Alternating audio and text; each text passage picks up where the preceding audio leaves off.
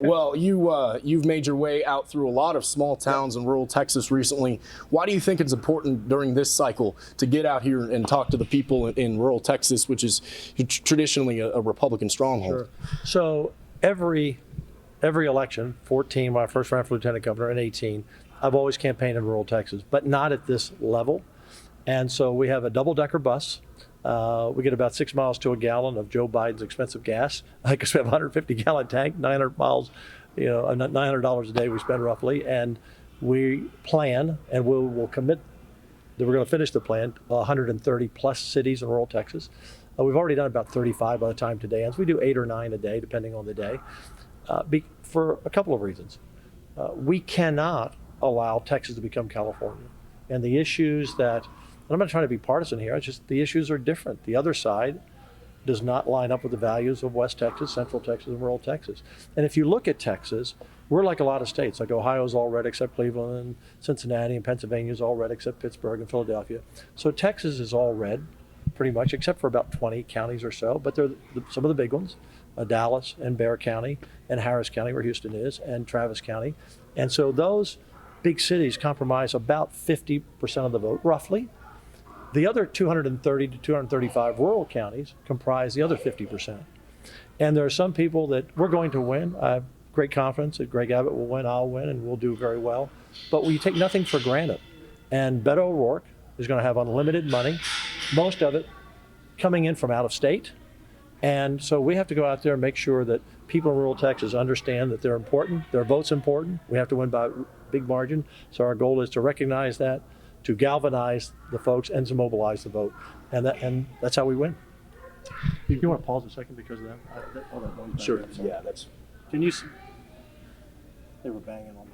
I don't know if you We can tell you used to work in TV because Yeah. you think of things like that. Yeah. I didn't interrupt you.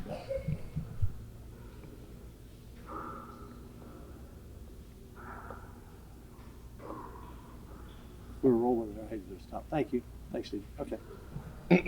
I mean, this will all be edited together and then after, so. Good to go. Well, your opponent, Mike Collier, has come through town to some of these other rural cities across Texas recently, and the pitch he is making is one he believes that will be uniquely apt to the people of West Texas. He talks about your record on property taxes, on public education, and on the power grid. And that has earned him a couple of Republican endorsements, one just up north in the Panhandle in Amarillo. What is your message on let's first start with public education. You've been a vocal proponent of school vouchers. He says that's going to disproportionately harm rural Texas. How will you make that case to voters here? My opponent, Mike Collier, he was a senior advisor to Joe Biden. He says publicly that there's no daylight between him and Joe Biden. I don't think Lubbock or West Texas or Texas wants to vote for a local Joe Biden as the lieutenant governor. He is for repealing photo voter ID, which he says he'll do. We passed a bill that boys can't play girls' sports. He thinks that's wrong. He wants to repeal that bill so that boys can play girls' sports. We don't think that's right. He wants to demolish the oil and gas industry, and he wants to keep the border open because, again, his words, not mine, Joe Biden's policies are pragmatic and good for Texas. That's just a joke. It's a joke, and the people of Texas aren't going to buy it. In terms of public education, let me tell you what, I'm proud of my record. We have, under my leadership, we have put more money into public education than any lieutenant governor in history. In 2019, it was about $11 billion, which included a pay raise for teachers, which is the most and highest pay raise they've ever gotten. I promised I'd do it, and we delivered on that. Each school district could use the money decide which teachers got the raise, but it was $2 billion set aside just for teachers. So we're a strong proponent of education. Look, my wife's a longtime school teacher. We have 1,200 school districts in Texas. About 900 of them have less than 2,000 kids. Rural Texas, and it's not about vouchers. You know, the Democrats like to use that word. In fact, Mike Collier said vouchers are for vultures. That's what he called parents who want freedom of choice and parental rights. That's how he closed the speech at the convention. Vouchers are for vultures. I don't think parents are vultures, but that's what the Democrats believe. And so we're going to protect all the rural schools. They're not going to lose any money. Where we need We need options for parents, particularly is in our inner cities where we have a tremendous dropout rate, failing schools. We cannot have a state of two classes of citizens, those that have a public education or an education and those who do not. So they just like, it's just, they like to pull that out every year. So look, Mike Collier would be a disaster as lieutenant governor because, look, lieutenant governor of Texas is the most powerful legislative position in the country of any legislature. Just like Beto O'Rourke would be a disaster as governor. We're going into this session with a surplus. Yes, 27 billion projected. Right. Can we institute a program for private and charter school vouchers while maintaining the level of public education that we have now, or increasing it more? How do we do both of those things? Well, it's not a voucher. It's saying to a parent, do you believe the money allocated for their child, should they have a say in that? And again, we're going to protect rural schools. So don't buy into their argument and their propaganda. That's just not what it's about. It's for our biggest school districts where we have real problems. Look, we have some failing schools in rural Texas as well, but most of the schools in rural Texas are pretty good. And so they need not to be concerned about that. In terms of money, again, our budget is 52% roughly for education. Our total state budget, 52% education, about 14% is higher ed, and the other 38% is public ed. 35% or so is healthcare, so that's 87%, and 11% public safety. So between three issues, public education, healthcare, and public safety, it was about 95% or so of our budget. And so it always, where your treasure is where your heart is, where your heart is where your treasure is. It's biblical scripture there. We put the most money in public education of all of our budget. So the 27 billion, those extra dollars, we're going to do two things. The governor's agreed. I've already agreed. I said it right away. We're going to send a big tax dividend back to property tax payers, homeowners, several $1 billion worth. And when my opponent, Mike Collier, says, well, we haven't done anything on property taxes, stop. He doesn't know what he's talking about. Number one, the homestead exemption was $15,000 when I became lieutenant governor. It's $40,000 today. That alone saves every taxpayer. They take $40,000 off the top of the price of their home. They don't have to pay taxes on. Next session, we'll take it to $55,000. We'll get it to $100,000. Mike Collier doesn't have a clue how to pass a bill, more or less do something as complex and complicated as that. And number two, Mike Collier says in his speeches, he's going to raise property taxes on business. He's going to raise the franchise tax, and he's going to raise the gas tax. Remember, he's Joe Biden's guy for Texas. The other thing we've done on property taxes, and people are going to see it this year, look, there was a time when whenever your appraisal went up, your tax bill went up the same, and it's complicated, but we took that and broke it in half.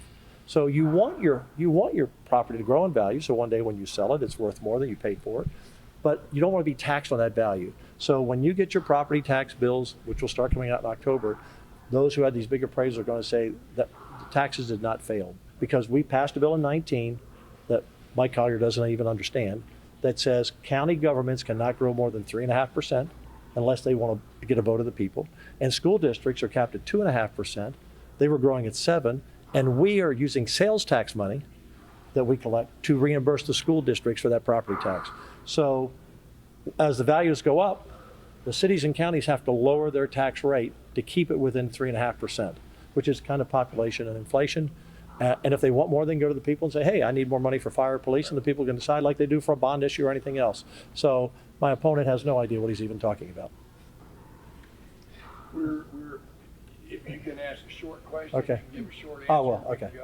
I have one more question that I'll give you a short answer. I think is important to get, Okay, sure. get to.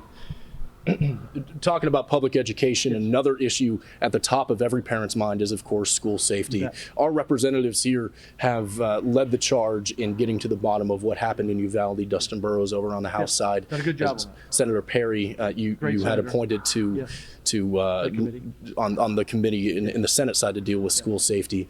I'd be interested to hear what the conversations are that you've had with the Uvalde community and school officials recently about what they would like to see done.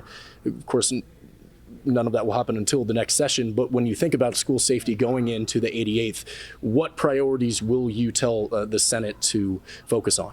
So in 2018, I believe it was, the Santa Fe shooting, because I was close to that Houston school, that's where I live when I'm not in Austin.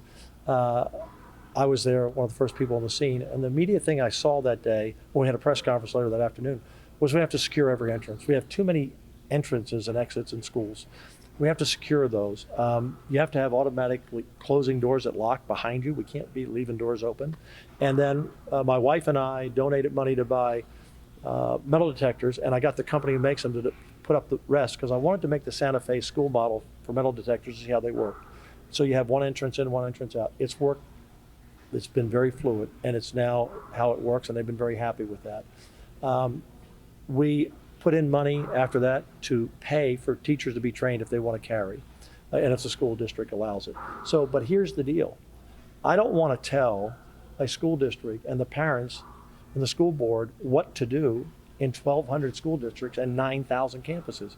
There are parents who don't want metal detectors and school boards. Okay, they don't want them, then that's their option. There are parents and school boards who don't want their teachers armed. Most of the bigger counties don't want that. But in your smaller counties, they've got to have the teachers armed. And we pay to train them. We put $100 million into school security after the Santa Fe shooting. And when the Uvalde shooting happened, there was still about $14 million that the schools had never tapped. So some of the schools didn't realize they had more.